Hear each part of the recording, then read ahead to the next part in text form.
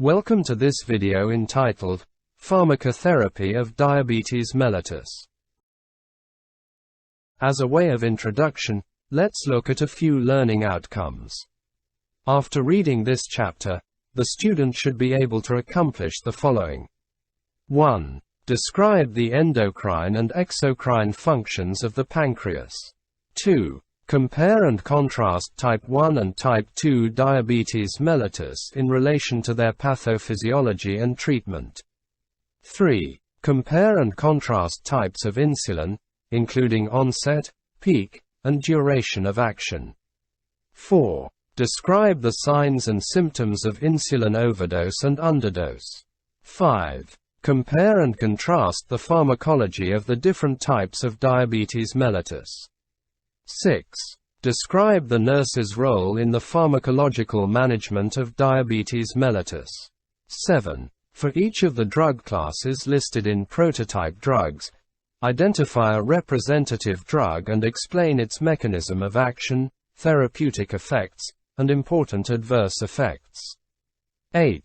Use the nursing process to care for clients who are receiving drug therapy for diabetes mellitus. The pancreas serves unique and vital functions by supplying essential digestive enzymes, while also secreting the hormones responsible for glucose homeostasis. From a pharmacological perspective, the most important disorder associated with the pancreas is diabetes mellitus, abbreviated as DM. According to the Canadian Diabetes Association, abbreviated as CDA, in 2015 more than 3.4 million Canadians, or 9.3% of the population, had diabetes. This is expected to increase to 5 million, or 12.1%, by 2025, Canadian Diabetes Association as of January 27, 2016. See Table 28.1 for recent Canadian statistics on diabetes mellitus. Diabetes mellitus is a disease caused by genetic and environmental factors that impairs the cellular use of glucose. Because glucose is essential to every cell in the body, the effects of diabetes mellitus are widespread. Diabetes mellitus merits special consideration in pharmacology because the nurse will encounter many clients with this disorder.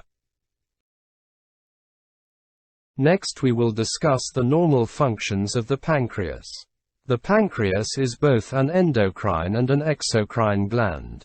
Insulin is released when blood glucose increases, and glucagon is released when blood glucose decreases.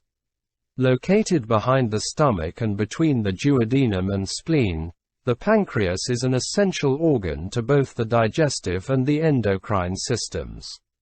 It is responsible for the secretion of several enzymes into the duodenum that assist in the chemical digestion of nutrients. This is its exocrine function. Clusters of cells in the pancreas, called islets of Langerhans, are responsible for its endocrine function, the secretion of glucagon and insulin. Alpha cells secrete glucagon, and beta cells secrete insulin, as illustrated in Figure 28.1. As do other endocrine organs, the pancreas secretes these hormones directly into blood capillaries, where they are available for transport to body tissues. Insulin and glucagon play key roles in keeping glucose levels within a normal range in the blood. Insulin secretion is regulated by a number of chemical, hormonal, and neural factors. One important regulator is the level of glucose in the blood. After a meal, when blood glucose levels rise, the islets of Langerhans are stimulated to secrete insulin, which causes glucose to leave the blood and enter cells. High insulin levels and falling blood glucose levels provide negative feedback to the pancreas to stop secreting insulin. Insulin affects carbohydrate, lipid, and protein metabolism in most cells of the body. One of its most important actions is to assist in glucose transport. Without insulin, glucose cannot enter cells. Activation of insulin receptors leads to internal cellular mechanisms that directly affect glucose uptake by regulating the number and operation of protein molecules in the cell membrane that transport glucose into the cell. A cell may be literally swimming in glucose, but glucose cannot enter and be used as an energy source by the cell without insulin present. Insulin is said to have a hypoglycemic effect because its presence causes glucose to leave the blood and serum glucose to fall. The brain is an important exception because it does not require insulin for glucose transport. As a result, the brain relies almost exclusively on glucose for its energy needs because it is unable to synthesize glucose and will exhaust its supply after just a few minutes of activity. Islet cells in the pancreas also secrete glucagon. Glucagon is an antagonist to insulin. When levels of glucose are low, glucagon is secreted, and its primary function is to maintain adequate blood glucose levels between meals. Glucagon has a hypoglycemic effect because its presence causes blood glucose to rise. Figure 28.2 illustrates the relationship among blood glucose, insulin, and glucagon. Blood glucose levels are usually kept within a normal range by insulin and glucagon. However, other hormones and drugs can affect glucose metabolism. Hyperglycemic hormones include epinephrine, thyroid hormones, growth hormone, and corticosteroids.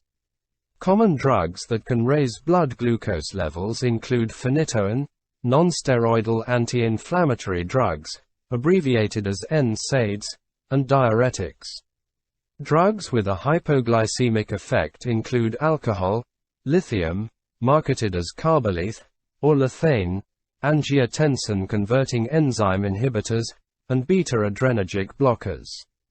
Blood glucose levels should be monitored periodically in clients who are receiving medications that have hypoglycemic effects.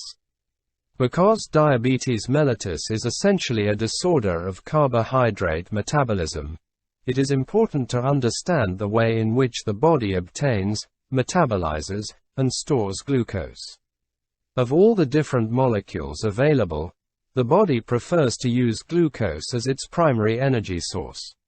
Most other tissues can use fatty acids and proteins for energy production, if necessary, but they too prefer to use glucose. One of the most important roles of the liver and pancreas is to regulate the body's fuel supply so that all tissues of the body have sufficient energy to perform their functions. Although the normal range for serum glucose during fasting is considered to be 4 to 7 millimoles per liter, it is usually tightly regulated by the body to remain between 5 to 8 millimoles per liter even after meals. Two pancreatic hormones contribute to maintaining a stable serum glucose level: insulin, which acts to decrease blood glucose levels, and glucagon, which acts to increase blood glucose levels. Following a meal, glucose is rapidly absorbed from the gastrointestinal, abbreviated as GI, tract, and serum levels rise. Some of the glucose is taken up by cells and used for immediate energy needs, but about 2/3 is stored in liver and muscle cells as glycogen, the storage form of glucose. When glucose levels fall between meals, glycogen is broken down in a process called glycogenolysis, and glucose is released into the bloodstream.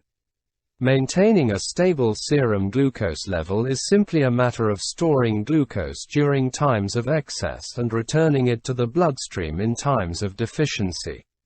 The importance of maintaining this delicate balance, however, cannot be overstated. Too much glucose or too little glucose can have lethal consequences. Following a meal, the pancreas recognizes the rising serum glucose levels and releases insulin. Without insulin, glucose is not able to enter cells of the body. The cells may be surrounded by high amounts of glucose, but they are unable to use it until insulin arrives. It may be helpful to visualize insulin as a transporter or gatekeeper. When present, insulin swings open the gate, transporting glucose inside cells. If there is no insulin, there is no entry. The physiological actions of insulin are summarized as follows. 1. Promotes the entry of glucose into cells. 2. Provides for the storage of glucose, as glycogen. 3. Inhibits the breakdown of fat and glycogen. 4. Increases protein synthesis and inhibits gluconeogenesis, which is the production of new glucose from non-carbohydrate molecules. Insulin is produced in beta cells of the pancreas known as islets of Langerhans, whereas alpha cells in the pancreas secrete glucagon. Glucagon maintains stable blood glucose levels between meals and during periods of fasting and has actions that are opposite to those of insulin. It removes glucose from its storage in the liver and sends it to the blood, i.e. glycogenolysis, raising serum glucose within minutes. The level of glucose in the blood regulates the release of both insulin and glucagon. A hypoglycemic state, i.e. low serum glucose, stimulates the release of glucagon and inhibits the release of insulin, whereas a hyperglycemic state, i.e. high serum glucose, has the opposite effect. It stimulates the release of insulin and inhibits the release of glucagon. Additional factors that decrease blood glucose levels are fasting, exercise, and alcohol. Factors that increase blood glucose levels include stress from infection, injury, or surgery, which triggers release of epinephrine and norepinephrine, large meals or overconsumption of carbohydrates, growth hormone, and corticosteroids.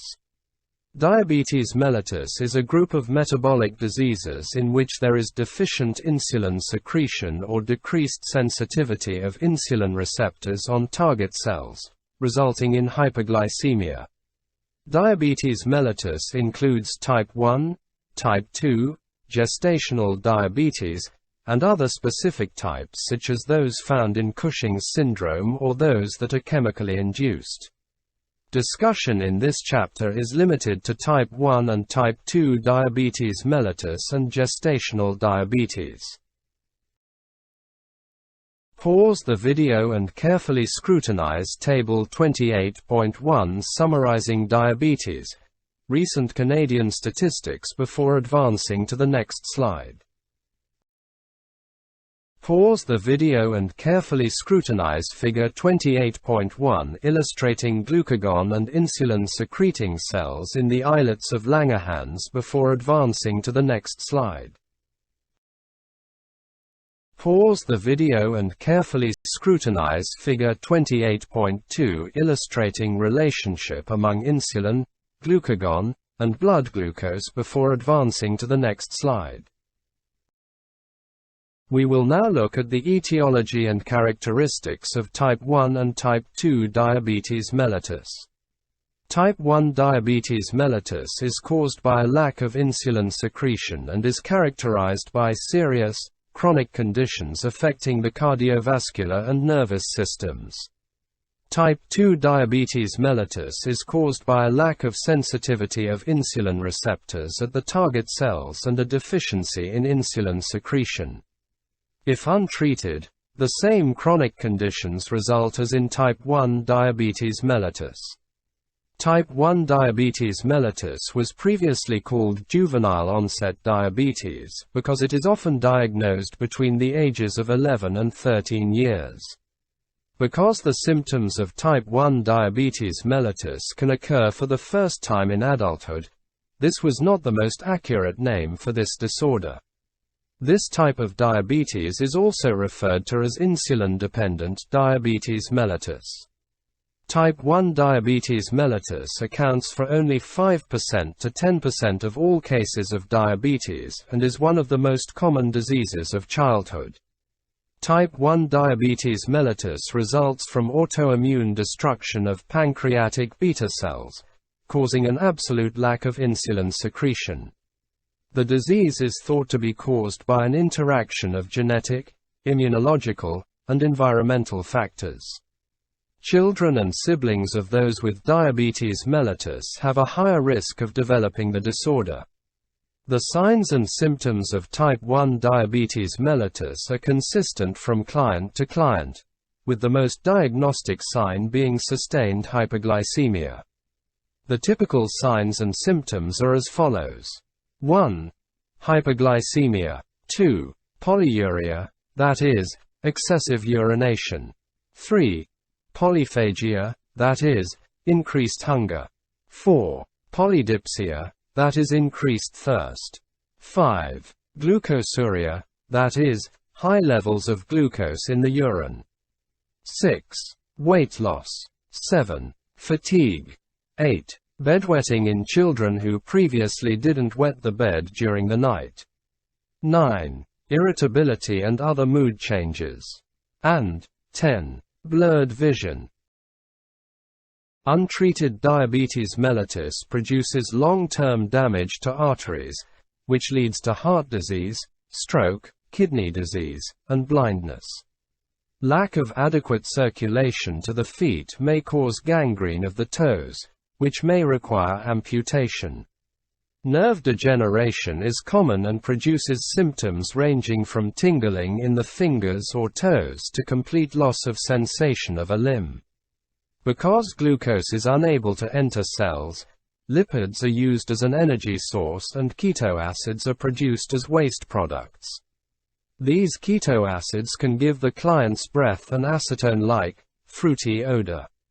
More important, high levels of keto acids lower the pH of the blood, causing diabetic ketoacidosis, abbreviated as DKA, which may progress to coma and possible death if untreated. There are a number of differences between type 1 and type 2 diabetes mellitus. Because type 2 diabetes mellitus usually begins in middle age, it has been referred to as maturity-onset diabetes. This is an inaccurate description of this disorder. However, because increasing numbers of children are being diagnosed with type 2 diabetes mellitus, see lifespan considerations, pediatric type 2 diabetes. Approximately 90% to 95% of all diabetics are type 2. Adults and children who develop type 2 diabetes mellitus are most often overweight and sedentary. Aboriginal children are in a high-risk group for type 2 diabetes mellitus, perhaps because their diets are high in carbohydrates and fats and they may experience higher stress levels. Unlike in type 1 diabetes mellitus, the pancreas in type 2 diabetes mellitus is capable of secreting insulin, although the amount may be deficient in some clients. See Table 28.2 for a comparison of type 1 and type 2 diabetes. There is a relative deficiency of endogenous insulin. The fundamental problem in type 2 diabetes mellitus is that insulin receptors in the target tissues have become insensitive to the hormone. This phenomenon is referred to as insulin resistance. The pancreas may be producing significant amounts of insulin, but the target cells do not recognize it. The insulin binds less effectively to the receptors, and less effect is achieved. Another important difference is that proper diet and exercise can sometimes increase the sensitivity of insulin receptors to the point that drug therapy is unnecessary for type 2 diabetes mellitus. 80% of people with type 2 diabetes mellitus are obese, and the degree of obesity directly affects the degree of insulin resistance. People with central or visceral obesity are at increased risk for developing insulin resistance and type 2 diabetes mellitus. They will need a medically supervised plan to reduce weight gradually and to exercise safely. This is an important lifestyle change for such clients, and they will need to maintain these changes for a lifetime. Clients with poorly managed type 2 diabetes mellitus often suffer from the same chronic complications as clients with type 1 diabetes mellitus, e.g., retinopathy, neuropathy, and nephropathy. Pause the video and carefully scrutinize Table 28.2 summarizing a comparison of Type 1 and Type 2 diabetes mellitus before advancing to the next slide. Let's now look at a few connections, beginning with lifespan considerations. We will begin with pregestational diabetes. All women with pre-existing Type 1 or Type 2 diabetes should receive preconception care to optimize glycemic control, assess complications, review medications, and begin folate supplementation. Care by an interdisciplinary diabetes healthcare team composed of diabetes nurse educators, dietitians, obstetricians, and diabetologists, both prior to conception and during pregnancy, has been shown to minimize maternal and fetal risks in women with pre-existing Type 1 or Type 2 diabetes mellitus. Next we will discuss insulin. Insulin was discovered in 1921 to 1922 by Canadian researchers Frederick Banting and Charles Best. Prior to that time, Type 1 diabetics were unable to adequately maintain normal blood glucose, experienced many complications, and usually died at a young age. Increased insulin availability and improvements in insulin products, personal blood glucose monitoring devices, and the insulin pump have made it possible for clients to maintain better control of their blood glucose levels. The level of glycosylated hemoglobin, abbreviated as A1C, in the blood may be assessed periodically to estimate overall glucose control across a 3-month period. Glycosylated hemoglobin levels indicate the percentage of hemoglobin to which glucose has become bound, a process referred to as glycosylation. Higher levels of glycosylated hemoglobin are found in people with persistently elevated blood glucose. As exposure to glucose in the blood increases, the percentage of glycosylated hemoglobin increases. A target glycosylated hemoglobin level of less than 7% is desirable to prevent complications.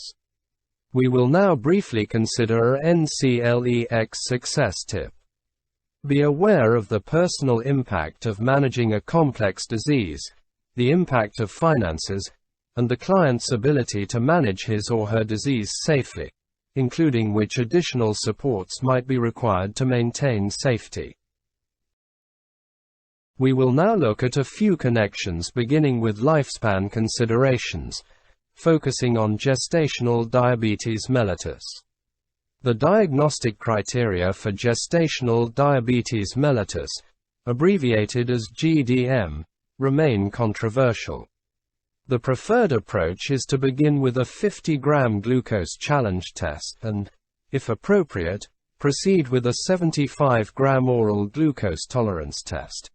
A diagnosis of gestational diabetes mellitus can be made if equal to or greater than 1 value is abnormal, fasting blood glucose equal to or greater than 5.3 millimoles per liter, 1 hour postprandial plasma glucose equal to or greater than 10.6 millimoles per liter, 2-hour postprandial plasma glucose equal to or greater than 9.0 millimoles per liter. The alternative is a one-step approach of a 75-gram oral glucose tolerance test. A diagnosis of gestational diabetes mellitus can be made if equal to or greater than 1 value is abnormal, i.e. fasting blood glucose equal to or greater than 5.1 millimoles per liter, 1 hour equal to or greater than 10 millimoles per liter, 2 hours equal to or greater than 8.5 millimoles per liter. Untreated gestational diabetes mellitus leads to increased maternal and perinatal morbidity, whereas treatment for gestational diabetes mellitus is associated with outcomes similar to control populations. We will now look at a few connections. What does the Diabetes Charter mean for Canada? The Diabetes Charter for Canada, the Charter, clearly outlines the support that Canadians with diabetes require to live to their full potential. Commitments within the Charter address the unique needs of people living with diabetes in Canada. For example, 1. Canada is home to immigrants from populations at higher risk of type 2 diabetes. The three largest visible minority groups in 2011, South Asians, Chinese, and Blacks, account for 61.3% of the total visible minority population. 2. Aboriginal people represent 4.3% of the Canadian population. 3. First Nations people, who make up more than 60% of Aboriginal people in Canada, have prevalence rates 3 to 5 times that of non-First Nations populations. 4. The prevalence of diabetes in the Métis population was 7.3%, compared to 5% in the non-Aboriginal population in 2008 to 2009. 5. More than 60% of Canadian adults are overweight or obese. 6. Close to one-third, that is 31.5%, of children and adolescents are overweight or obese. 7. There are significant variances in the rates of diabetes and prediabetes across Canada, with the highest rates in the Atlantic provinces. The Atlantic provinces also have higher rural populations compared to other provinces in Canada, and accessing care for people with diabetes is more challenging in rural areas than in urban areas. The Charter outlines the rights of people with diabetes to information, education, and care that take into account a person's culture and language. We will now look at a few connections. Let's focus on gestational diabetes. Gestational diabetes mellitus, abbreviated as GDM, is a temporary condition that is diagnosed during pregnancy and usually is not present after the postpartum period, approximately 6 weeks after delivery. It affects approximately 2% to 4% of all pregnancies in the non-Aboriginal population, and involves an increased risk for developing diabetes in both mother and child. Placental lactogen and destruction of maternal insulin by the placenta contribute to gestational diabetes mellitus by increasing insulin resistance in the mother. The incidence of gestational diabetes mellitus has been on the rise in the past decade, and many healthcare providers recommend performing glucose tests at about 24 to 28 weeks gestation to rule out gestational diabetes mellitus. Following diagnosis of gestational diabetes mellitus, changes in dietary and exercise habits are implemented. If these changes are ineffective in controlling blood glucose level, the client will be prescribed a regimen of insulin injections.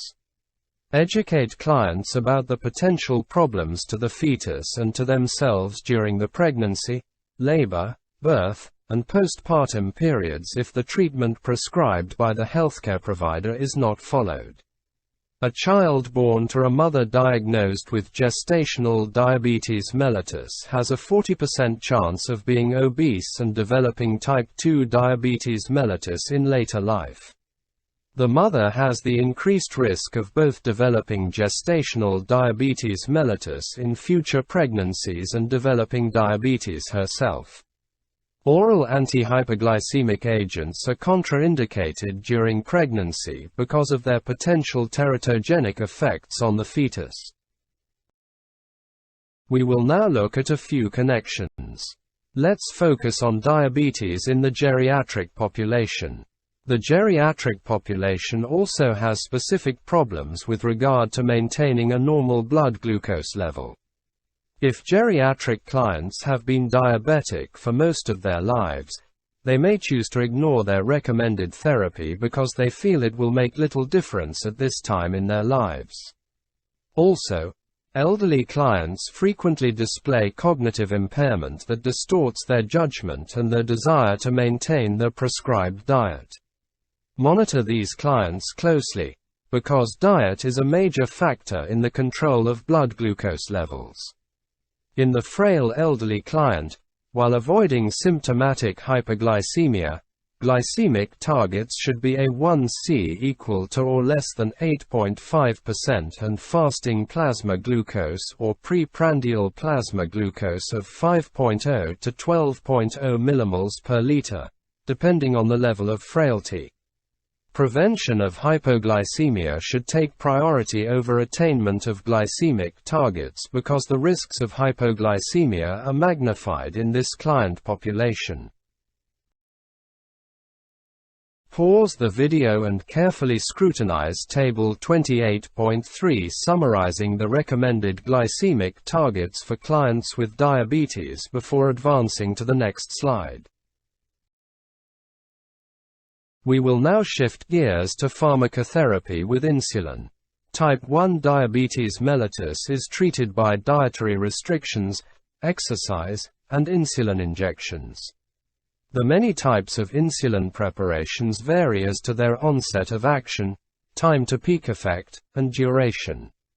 Because clients with type 1 diabetes mellitus have a total lack of endogenous insulin secretion, replacement therapy with insulin is required for survival.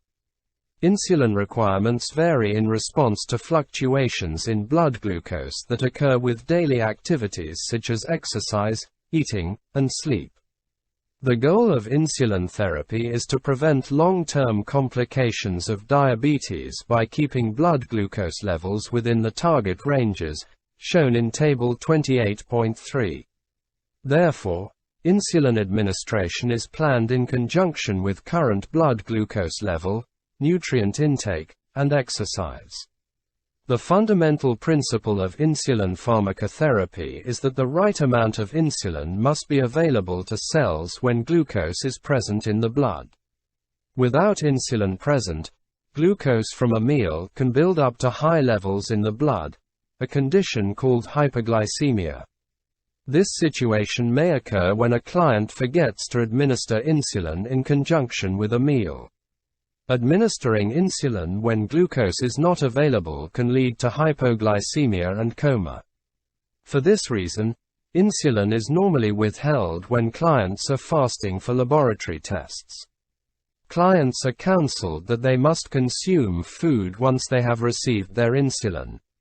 Regular, moderate exercise increases the cellular responsiveness to insulin, lowering the amount of insulin needed to maintain normal blood glucose levels. During heavy, prolonged exercise, such as in competitive sports, individuals may become hypoglycemic and need to consume food or drink to raise their blood glucose to normal levels. Those who regularly engage in strenuous activities should eat food or consume a sports drink just prior to commencing the activity, as a preventive measure. Nurses play an important role in educating clients about managing and adhering to their insulin therapy.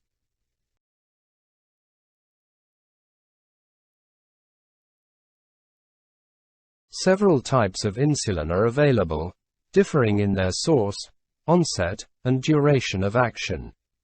Until the 1980s, the source of all insulin was beef or pork pancreas. However, almost all insulin today is human insulin obtained through recombinant DNA technology.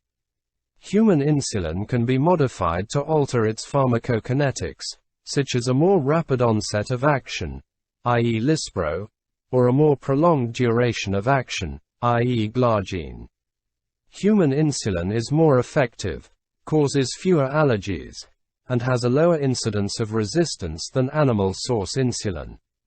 However, a small number of clients may still use pork insulin, or beef insulin, through a special access program, because they experience hypoglycemia without clearly recognizable symptoms and wide and sudden swings in blood glucose levels when using human insulin. Health Canada monitors adverse effects associated with taking insulin. Doses and routes of insulin are highly individualized for each client. Some clients may need 2 or more doses daily. Because the gastrointestinal tract destroys insulin, insulin must be given by injection. The most common route of administration for insulin is subcutaneous injection. Some clients have an insulin pump that is programmed to deliver small doses of insulin at predetermined intervals, with larger boluses programmed manually at mealtimes. The pump delivers insulin through a small pliable catheter that is anchored in the subcutaneous tissue of the abdomen. Dry powder insulin for inhalation is now available. Bolus doses are delivered through a special inhalation device. Inhaled insulin may be used as an adjunct to subcutaneous or oral antihypoglycemic therapy. The inhalation route is contraindicated in clients with lung disorders. Common insulin preparations are listed in Table 28.4. The fundamental principle to remember about insulin therapy is that the right amount of insulin must be available to cells when glucose is present in the blood. The primary adverse effect of insulin therapy is hypoglycemia. Symptoms of hypoglycemia occur when a client with type 1 diabetes mellitus has more insulin in the blood than is needed for the amount of circulating blood glucose. This may occur when the insulin level peaks, during exercise, when the client receives too much insulin because of a medication error, or when the client skips a meal. Some of the symptoms of hypoglycemia are the same as those of DKA. Those symptoms that differ and help in determining whether a client is hypoglycemic include pale, cool, and moist skin with blood glucose less than 4 millimoles per liter and a sudden onset of symptoms. Left untreated, severe hypoglycemia may result in death. Other adverse effects of insulin include localized allergic reactions at the injection site, generalized urticaria, and swollen lymph glands. Some clients will experience the somogyi phenomenon. This is a rapid decrease in blood glucose, usually during the night, that stimulates the release of hormones that elevate blood glucose, i.e. epinephrine, cortisol, and glucagon, resulting in an elevated morning blood glucose level. Additional insulin above the client's normal dose may produce a rapid rebound hypoglycemia. The hormone glucagon may be administered as an emergency replacement therapy for diabetic clients when they are in a hypoglycemic state and have impaired glucagon secretion. Glucagon, 1 mg, may be given by intravenous, intramuscular, or subcutaneous route to reverse hypoglycemic symptoms in 20 minutes or less, depending on the route. Pre-filled 50 ml syringes of dextrose 50% in water, abbreviated as D50W, for IV infusion are commonly available to treat hypoglycemia in hospitalized clients. Agency guidelines for D50W infusion must be followed. Pause the video and carefully scrutinize Table 28.4 summarizing insulin preparations before advancing to the next slide. We will now look at a few nursing considerations. The role of the nurse in insulin therapy involves careful monitoring of the client's condition and providing education as it relates to the prescribed drug treatment.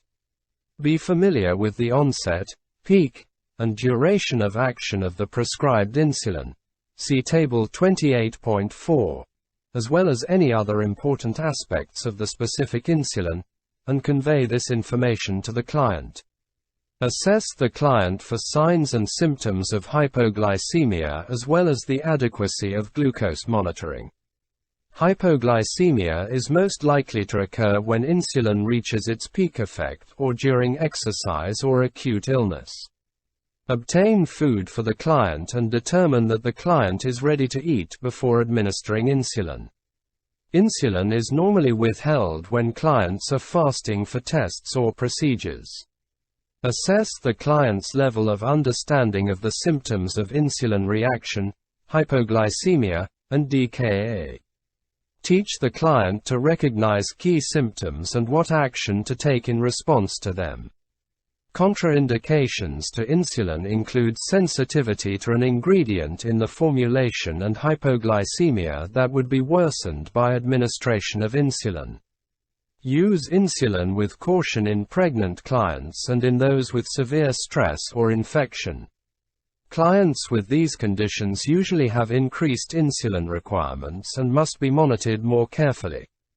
Two of the most frequently prescribed types of insulin are neutral protamine hagedorn, abbreviated as NPH, and regular insulin. Intermediate or neutral protamine hagedorn insulin is used to provide a longer-acting source of insulin compared with regular insulin and other types of short-acting insulin. Neutral protamine hagedorn insulin is normally administered 30 minutes before the first meal of the day, but in some instances a second, smaller dose is taken before the evening meal or at bedtime. Some clients are prescribed insulin that is pre-mixed, such as 70% neutral protamine hagedorn with 30% regular or rapid-acting insulin.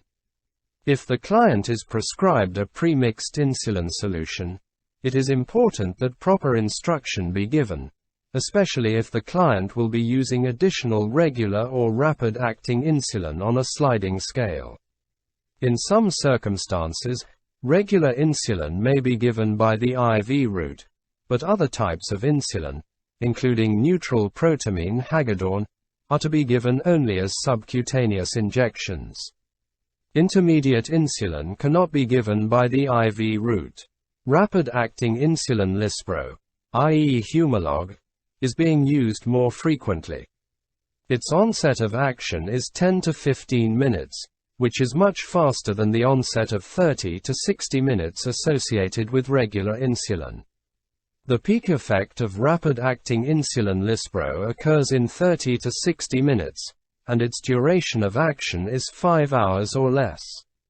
It is often used with insulin infusion pumps. Insulin glargine, marketed as Lantus, is a recombinant human insulin analog. It must not be mixed in the syringe with any other insulin and must be administered via subcutaneous injection. Insulin glargine exhibits a constant, long-duration hypoglycemic effect with no defined peak. It is prescribed once daily, at bedtime. Long-acting insulin is prescribed for some clients. Protamine zinc insulin, abbreviated as PZI, has an onset of 4 to 8 hours, a peak of 14 to 24 hours, and a duration of 36 hours. Extended insulin zinc suspension has an onset of 4 to 6 hours, a peak of 10 to 30 hours, and a duration of 36 hours. A premixed insulin, Novolin Mix, 70/30, has an onset of 4 to 8 hours, a peak of 16 to 18 hours, and a duration greater than 36 hours. Insulins that are available in Canada are listed with their onset of action, peak effects, and duration of action in Table 28.4. When administering insulin, ensure that the units on the syringe match the units on the insulin vial. For example, when U100 insulin is ordered, the vial must be U100 and the syringe must also be calibrated for U100. Although U100 is the most frequently used strength of insulin, U500 is available for clients who have developed insulin resistance and need a much higher dose to manage their blood glucose. When U500 insulin is given, a syringe calibrated for U500 is necessary. It is also imperative to understand that not all types of insulin are compatible and may not be mixed together in a single syringe. Clear insulin must be drawn into the syringe first to reduce the possible contamination of the clear insulin by an insulin containing a suspension. Client education as it relates to insulin therapy should include goals, reasons for obtaining baseline data such as vital signs, the existence of underlying hypoglycemic disorders, and possible drug side effects. Include the following points when teaching clients about insulin therapy. 1. Closely monitor blood glucose before each meal and before insulin administration, as directed by the healthcare provider. 2. Always carry a source of simple sugar in case of hypoglycemic reactions. If blood glucose is less than 4 millimoles per liter, take a fast-acting carbohydrate, 15-gram glucose tablets, 3 teaspoons of sugar, or half a cup orange juice. Repeat in 15 minutes if blood glucose level is still less than 4 millimoles per liter. If there is more than 1 hour until the next meal, eat a snack of a starch and protein, e.g. cheese and 6 crackers, or half of a peanut butter sandwich. 3. Immediately report nervousness, confusion, excessive sweating, rapid pulse, or tremors because these are signs of overdosage, i.e. hypoglycemia. 4. Immediately report increased thirst or urine output, decreased appetite, or excessive fatigue because these are signs of underdosage, i.e. hypoglycemia. 5. When in doubt about whether symptoms indicate hypoglycemia or hyperglycemia, treat for hypoglycemia. Hypoglycemia progresses rapidly, whereas hyperglycemia progresses slowly. 6. Rotate insulin sites to prevent lipodystrophy. 7. Do not inject insulin into areas that are raised, swollen, dimpled, or itching. 8. Keep insulin vials that are currently in use at room temperature, because insulin at that temperature is less irritating to skin and helps to prevent lipodystrophy. 9. When not needed, refrigerate insulin to keep it stable. 10. Strictly follow the prescribed diet, e.g., calorie restrictions, food exchanges, carbohydrate counting, unless otherwise instructed. 11. Wear a medic alert bracelet to alert emergency personnel of diabetes mellitus. Notify caregivers, co-workers, and others who may be able to render assistance. 12. Use only an insulin syringe calibrated to the same strength as the insulin. And 13. Use only the type of insulin prescribed by the healthcare provider. We will now briefly consider NCLEX success tip. Teaching and learning are important components. Be aware of all the content that clients with diabetes mellitus must clearly understand in order to demonstrate safety in managing the disease. These types of questions often require the writer to identify the gap in knowledge of the person being taught. We will now look at a prototype drug, regular insulin, marketed as Humulin R, Novolin GE Toronto. Regarding its actions and uses, regular insulin is prepared from pork pancreas or as human insulin through recombinant DNA technology. It is classified as short-acting insulin, with an onset of 30 to 60 minutes, a peak effect in 2 to 3 hours, and a duration of 5 to 7 hours. Its primary action is to promote the entry of glucose into cells. For the emergency treatment of acute ketoacidosis, it may be given by the SC or IV route. Regular insulin is also available as Humulin 70/30, that is, a mixture of 30% regular insulin and 70% insulin-neutral protamine hagedorn, or as Humulin 50/50, that is, a mixture of 50% of both regular and insulin-neutral protamine hagedorn. And now let's look at a few administration alerts. 1. Hypoglycemic reactions may occur quickly if regular insulin is not supported by sufficient food or is given when the client is hypoglycemic. 2. Regular insulin is the only type of insulin that may be used for IV injection. 3. Injection sites must be rotated. When the client is hospitalized, use sites not normally used while the client is at home. 4. Insulin is administered approximately 30 minutes before meals so it will be absorbed and available when the client begins to eat. 5. Regular insulin is pregnancy category B regarding its pharmacokinetics. Regular insulin is rapidly absorbed from subcutaneous tissue. It is widely distributed. It is metabolized in the liver, spleen, kidney, and muscle. The half-life of insulin in diabetes is 1.5 hours. Next we will look at its adverse effects and interactions. The most serious adverse effect of insulin therapy is hypoglycemia. Hypoglycemia may result from taking too much insulin, not timing the insulin injection properly with food intake, or skipping a meal. Dietary carbohydrates must have reached the blood when insulin is injected.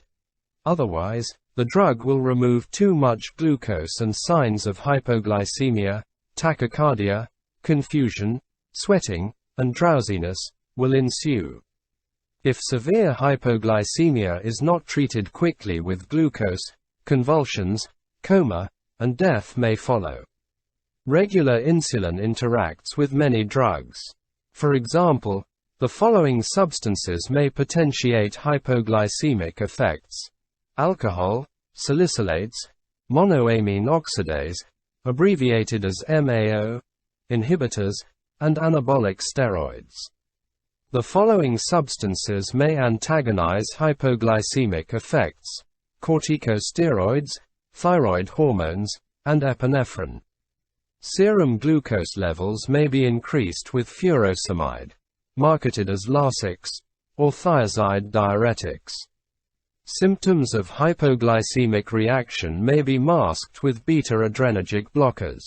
Use with caution with herbal supplements, such as garlic and ginseng, which may potentiate the hypoglycemic effects of insulin. We will now briefly consider NCLEX success tip.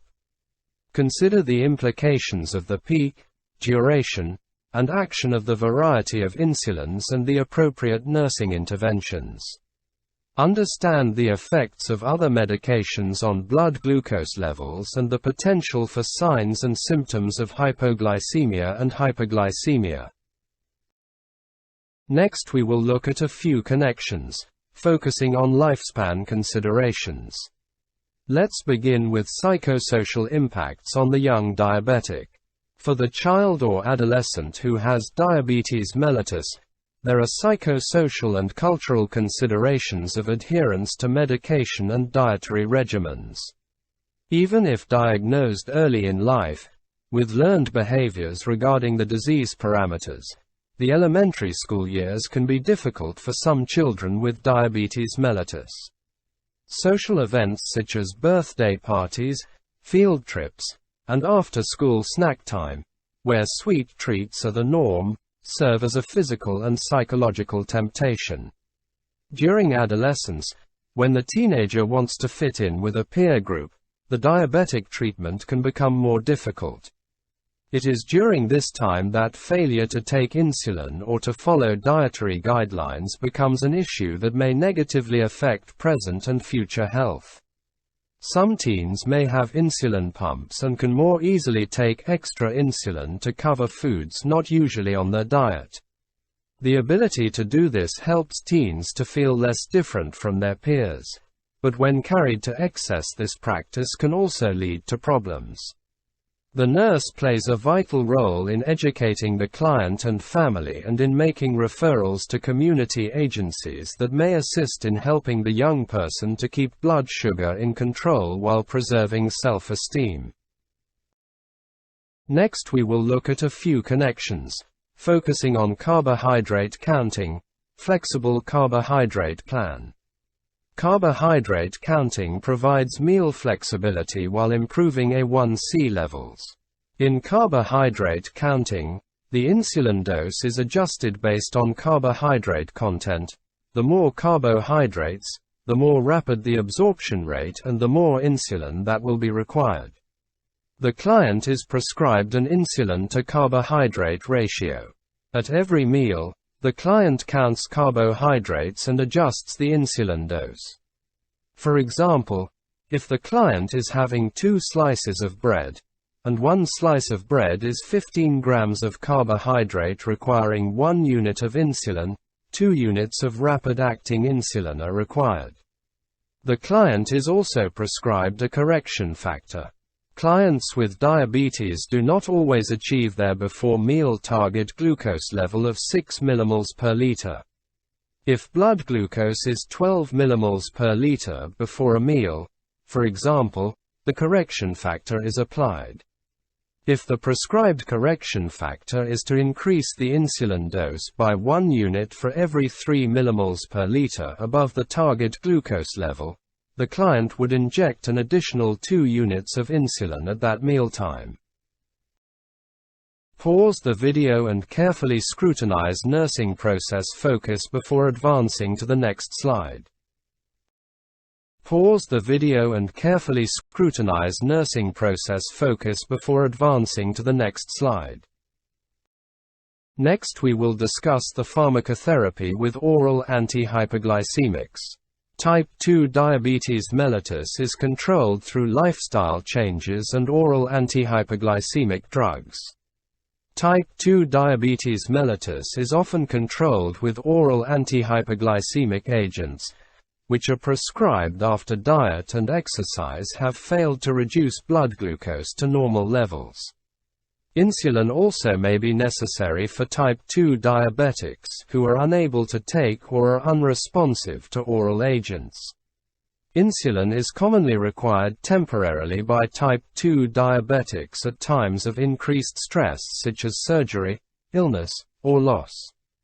All oral antihypoglycemics have the common action of lowering blood glucose levels when taken on a regular basis.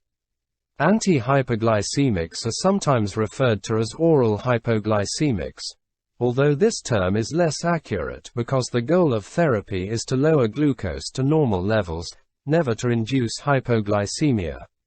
Many antihypoglycemics have the potential to cause hypoglycemia. Therefore, periodic laboratory tests are conducted to monitor blood glucose levels. Oral antihypoglycemics are not effective for type 1 diabetes mellitus. The different classes of oral antihypoglycemics are listed in Table 28.5, and Table 28.6 details the different oral antihypoglycemic drugs and their routes of administration, doses, and adverse effects. Classification of oral antihypoglycemic drugs is based on the chemical structure and mechanism of action. The 6 classes of oral antihypoglycemic medications used for type 2 German marks are sulfonylureas, biguanides, thiazolidine diones, alpha-glucosidase inhibitors, meglitinates, and incretin enhancers. Therapy is usually initiated with a single agent. If therapeutic goals are not achieved with monotherapy, 2 agents are administered concurrently. Failure to achieve normal blood glucose levels with 2 oral antihypoglycemics usually indicates a need for insulin. Type 2 diabetics may be advised to maintain a preprandial blood glucose level at or just below 6.0 millimoles per liter. In healthy persons, the beta cells secrete insulin in response to small increases in blood glucose, which is referred to as an acute insulin response. This response is diminished at 6.4 millimoles per liter, and the higher the glucose level, the less likely it is that the beta cells will respond by secreting insulin. Because clients with type 2 diabetes mellitus need to secrete some insulin, keeping the blood glucose level below 6.0 millimoles per liter before meals optimizes the secretion of insulin. Management of blood glucose levels is individualized and takes into account the client's response to treatment. Clients with type 2 diabetes mellitus need to recognize the symptoms of hyperosmolar non-ketotic coma, abbreviated as HNKC, which is a life-threatening emergency. As with the onset of DKA in those with type 1 diabetes mellitus, hyperosmolar non-ketotic coma develops slowly and is caused by insufficient circulating insulin. It is seen most often in older adults.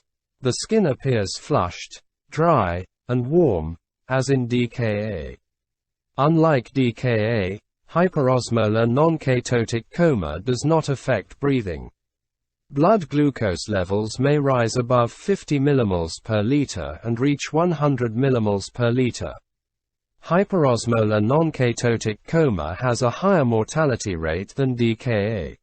We will now briefly consider a NCLEX success tip. As you work through the oral antihypoglycemic medications, be aware of the action of the medication. Where does it do its work? This will help you to recall potential adverse effects. For example, any medication that triggers the pancreas to secrete more insulin will place the client at risk for hypoglycemia. Note: not all agents cause the pancreas to secrete more insulin. Therefore, hypoglycemia with some agents is very rare, whereas with others it is more common. Pause the video and carefully scrutinize Table 28.5, which is a summary of antidiabetic drug classes before advancing to the next slide. Pause the video and carefully scrutinize Table 28.6, which is a summary of antidiabetic drugs for type 2 diabetes before advancing to the next slide. Pause the video and carefully scrutinize Table 28.6, which is a summary of antidiabetic drugs for type 2 diabetes before advancing to the next slide. Next we will discuss sulfonylureas. The sulfonylureas were the first oral antihypoglycemics available, and they are divided into first and second generation categories. Although drugs from both generations are equally effective at lowering blood glucose, the second-generation drugs exhibit fewer drug-drug interactions. The sulfonylureas act by stimulating the release of insulin from pancreatic islet cells and by increasing the sensitivity of insulin receptors on target cells. The most common adverse effect of sulfonylureas is hypoglycemia, which is usually caused by taking too much medication or not eating enough food. Persistent hypoglycemia from these agents may be prolonged and may require administration of dextrose to return glucose to normal levels. Other side effects include weight gain, hypersensitivity reactions, gastrointestinal distress, and hepatotoxicity. When alcohol is taken with these agents, some clients experience a serious disulfiram, marketed as antibuse-like reaction, including flushing, angina, palpitations, vertigo, and nausea. Serious reactions, such as seizures and possibly death, also may occur.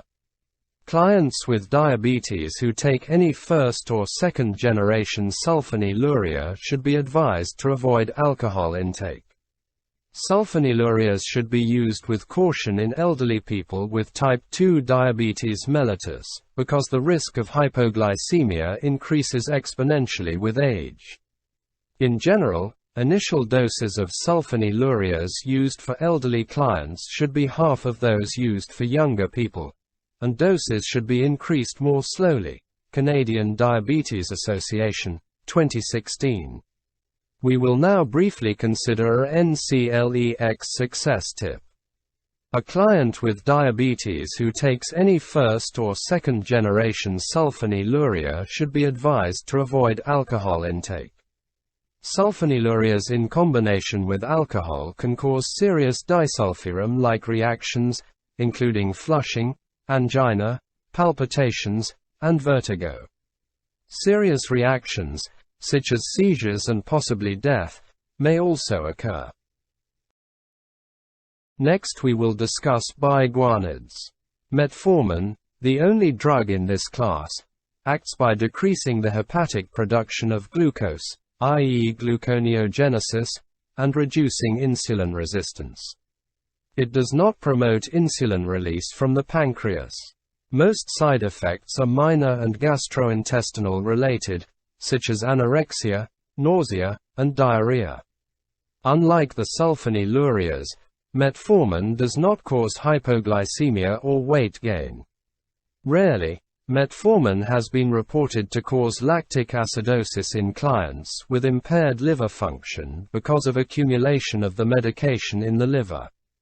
We will now briefly consider NCLEX success tips. The nurse should verify that the physician has requested to withhold the metformin prior to any procedure requiring dye, such as a cardiac catheterization, due to the increased risk of lactic acidosis. Metformin will usually be withheld for up to 48 hours following a procedure involving dye while it clears the client's system. The physician may prescribe sliding scale insulin during this time, if needed. Metformin is currently approved by the FDA and Health Canada to treat type 2 diabetes mellitus in children. Other oral medications used to treat diabetes augments insulin production or decreases carbohydrate absorption, but those medications are primarily used in adults. When taken in combination with ACE inhibitors, metformin commonly causes hypoglycemia. Lactic acidosis is a rare but serious adverse effect of metformin when combined with alcohol use. Ideally, one should stop metformin for 2 days before and 2 days after drinking alcohol. Signs and symptoms of lactic acidosis are weakness, fatigue, unusual muscle pain, dyspnea, unusual stomach discomfort, dizziness or lightheadedness, and bradycardia or cardiac arrhythmias. Metformin works by decreasing the production of glucose in the liver and improving insulin sensitivity. These two mechanisms reduce insulin and blood glucose level. Reducing insulin levels reduces androgens and helps to restore menstruation.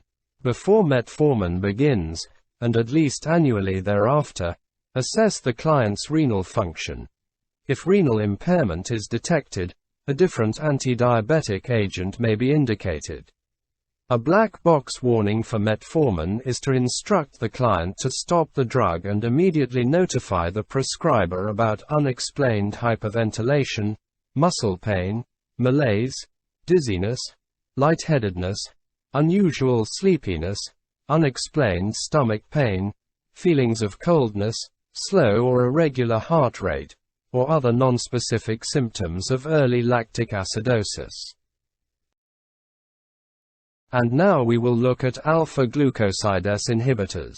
The alpha-glucosidase inhibitors, such as acarbose, marketed as glucobay, act by blocking enzymes in the small intestine responsible for breaking down complex carbohydrates into monosaccharides. Because carbohydrates must be in the monosaccharide form to be absorbed, digestion of glucose is delayed. These agents are usually well tolerated and have minimal side effects. The most common side effects are gastrointestinal related, such as abdominal cramping, diarrhea, and flatulence. Liver function should be monitored, as a small incidence of liver impairment has been reported.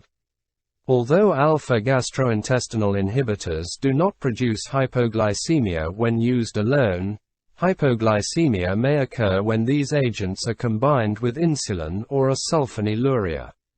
Concurrent use of garlic and ginseng may increase the hypoglycemic action of alpha-glucosidase inhibitors. We will now briefly consider a NCLEX success tip. The client indicates a need for additional teaching if the client has hypoglycemia and states that he or she will eat sugar. Acarbose delays glucose absorption. So, when treating hypoglycemia, the client should take an oral form of dextrose rather than a product containing table sugar. The alpha-glucosidase inhibitors work by delaying carbohydrate digestion and glucose absorption, not by stimulating the pancreas to release more insulin. It's safe for the client to be on a regimen that includes insulin and an alpha-glucosidase inhibitor. The client should take the drug at the start of a meal. Next we will look at thiazolidine diones. The thiazolidine diones, or glitazones, reduce blood glucose by decreasing insulin resistance and inhibiting hepatic gluconeogenesis. Optimal lowering of blood glucose may take 3 to 4 months of therapy. The most common adverse effects are fluid retention, headache, and weight gain. Hypoglycemia does not occur with drugs in this class. Liver function should be monitored because thiazolidine diones may be hepatotoxic. One such drug, troglitazone, marketed as Resolin, was withdrawn from the market because of drug-related deaths due to hepatic failure.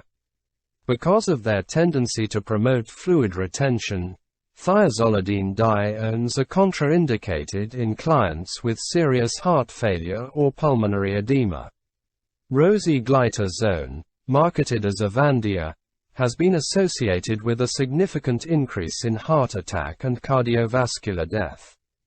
And now we will discuss meglitinates. The meglitinates are a newer class of oral antihypoglycemic that act by stimulating the release of insulin from pancreatic islet cells in a manner similar to that of the sulfonylureas. Both agents in this class have a shorter duration of action of 2 to 4 hours. Their efficacy is equal to that of the sulfonylureas, and they are well tolerated. Hypoglycemia is the most common adverse effect. And now let's discuss the incretin enhancers. The incretins are hormones secreted by the intestine in response to a meal, when blood glucose is elevated. Incretins signal the pancreas to increase insulin secretion and the liver to stop producing glucagon. Both of these actions lower blood glucose levels. Diabetic clients are unable to secrete incretins in adequate amounts, thus disrupting an important glucose control mechanism.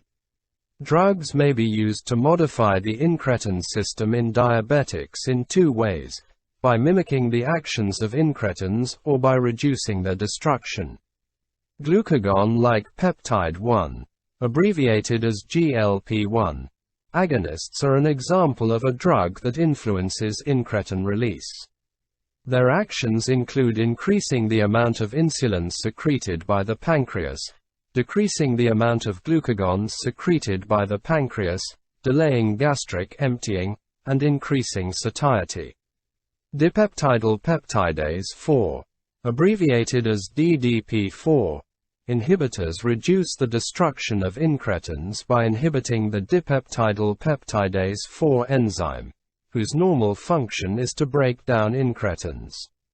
Levels of incretin hormones increase, thus decreasing blood glucose levels in clients with type 2 diabetes mellitus.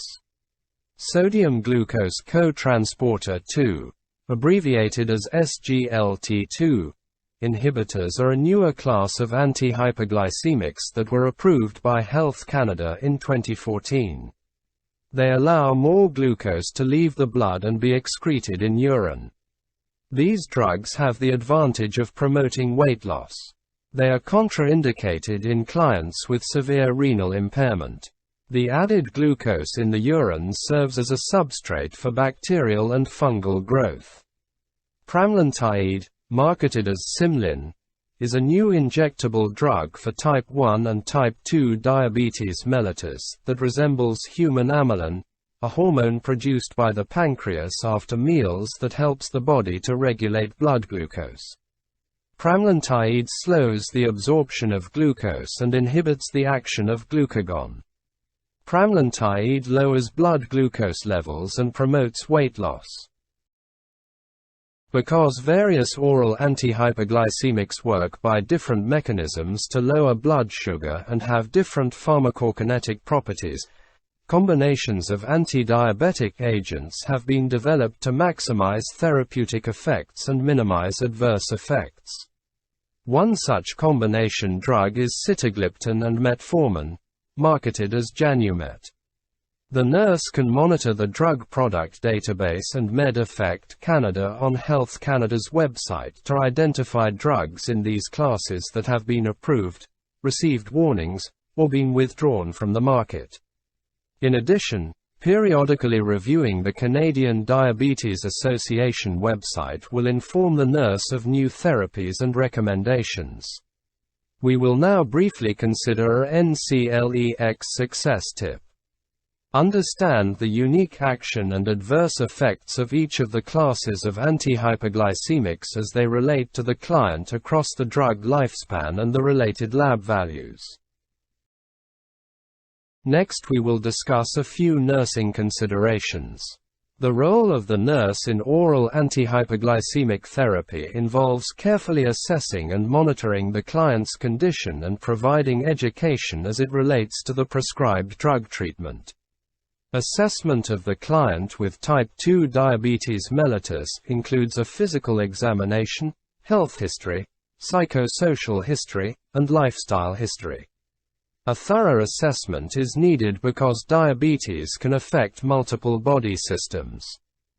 Psychosocial factors and lifestyle, as well as the knowledge base regarding diabetes mellitus, can affect the client's ability to keep his or her blood glucose within the normal range. Lifestyle factors and health history help to determine the type of drug to be prescribed. Provide clients with information about the importance of keeping blood glucose levels within the target range. Target blood levels are shown in Table 28.3. Blood glucose should be monitored daily.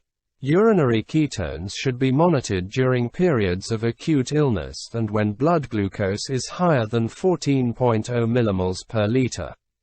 Urine ketone test strips remain the most commonly used method for ketone testing. However, this method may provide false positive or false negative results. Monitor intake and output and review laboratory studies for liver function abnormalities. Monitor the client for signs and symptoms of illness or infection, as illness can affect the client's medication needs.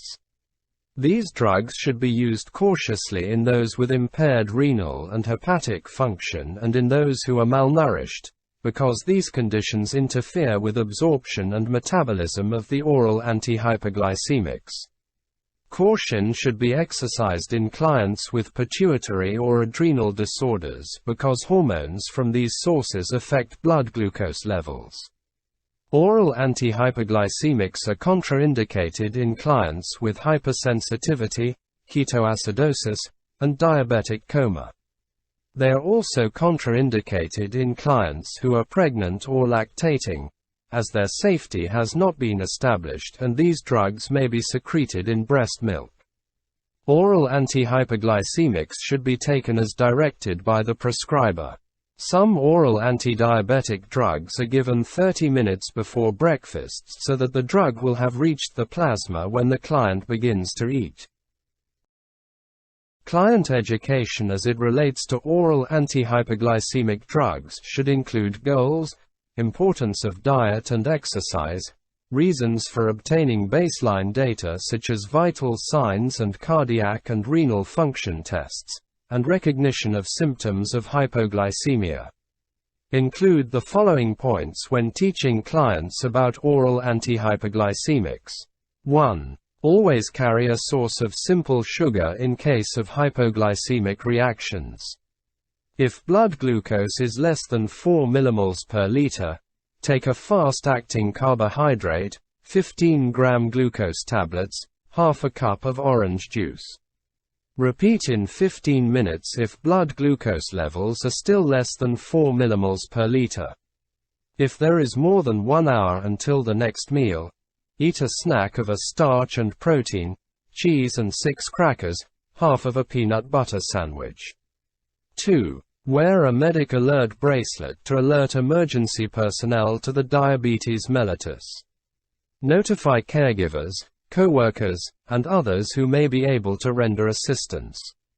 3. Avoid the use of alcohol to avoid a disulfiram-like reaction. 4. Maintain a specified diet and exercise plan while on antidiabetic drugs. 5. Swallow tablets whole and do not crush sustained-release tablets. 6. Take medication 30 minutes before breakfast, or as directed by the healthcare provider. 7. immediately report nervousness, confusion, excessive sweating, rapid pulse, or tremors because these are signs of overdosage, that is hypoglycemia. 8. Immediately report increased thirst or urine output, decreased appetite, or excessive fatigue because these are signs of underdosage, that is hyperglycemia. Next we will look at a few connections, focusing on natural therapies. Let's begin with stevia for hyperglycemia.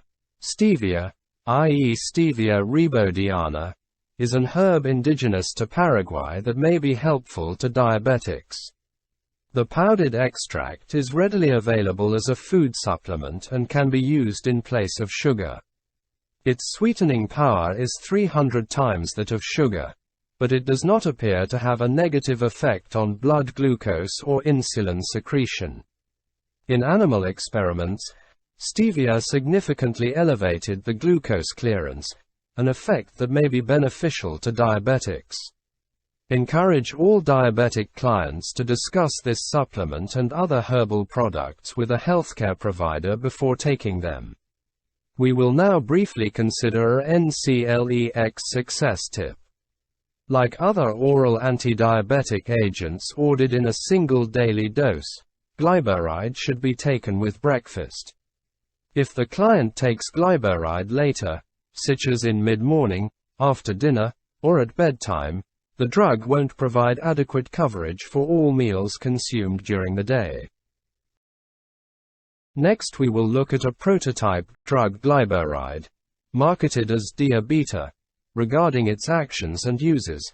Glyburide is a second-generation sulfonylurea offering the advantages of higher potency, once-a-day dosing, fewer side effects, and fewer drug-drug interactions than some of the first-generation drugs in this class.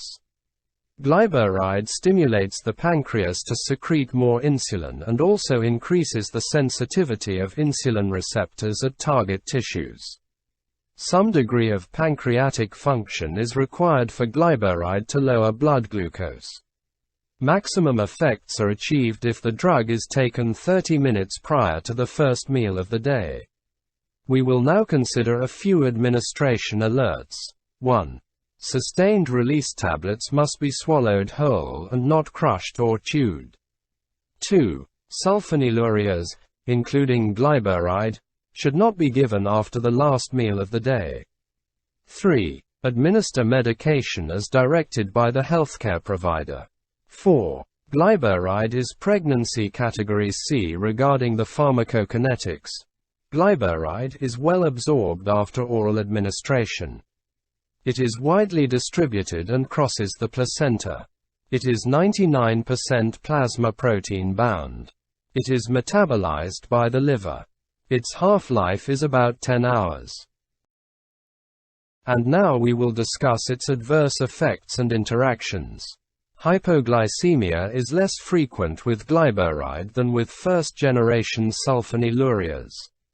Elderly clients are prone to hypoglycemia because many have decreased renal and hepatic function, which can cause an increase in the amount of medication circulating in the blood. For this reason, elderly clients are often prescribed a reduced dosage. Clients should stay out of direct sunlight since rashes and photosensitivity are possible. Some clients experience mild gastrointestinal-related effects such as nausea, vomiting, or loss of appetite. Glyburide and other sulfonylureas have the potential to interact with a number of drugs.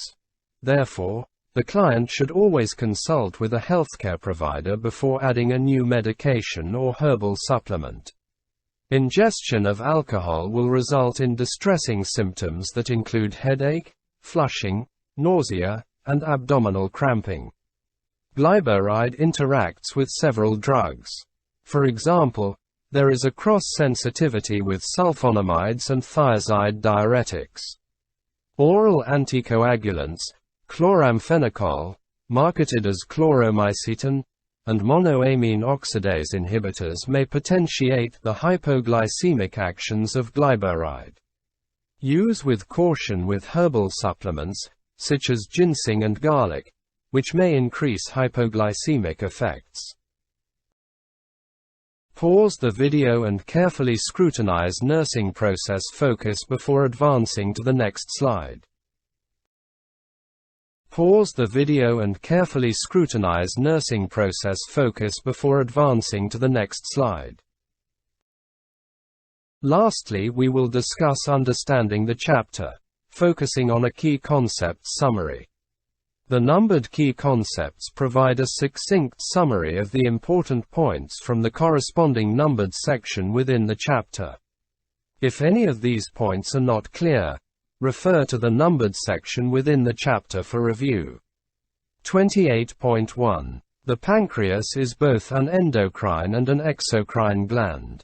Insulin is released when blood glucose increases, and glucagon is released when blood glucose decreases.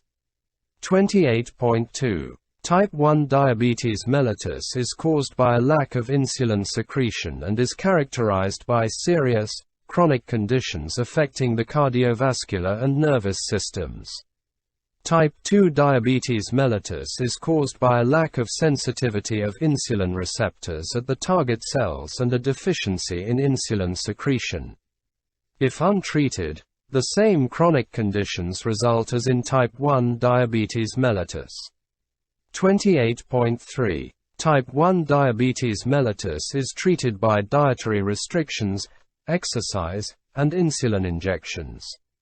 The many types of insulin preparations vary as to their onset of action, time to peak effect, and duration. 28.4. Type 2 diabetes mellitus is controlled through lifestyle changes and oral anti-hypoglycemic drugs. Welcome to this video entitled, Pharmacotherapy in Substances of Abuse and Addiction.